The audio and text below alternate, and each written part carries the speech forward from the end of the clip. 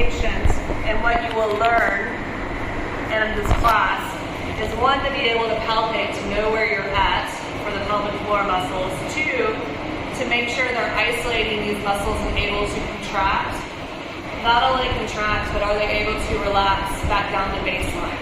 So within this class, we'll learn how to isolate solely the pelvic floor muscles to assist with pain, urinary dysfunction, leakage, pain with urination, bowel dysfunction, constipation, sexual dysfunction, pain with intercourse, pain with wiping. All those factors are involved with normalcy and ability of the muscles to be able to lift and relax back down to baseline.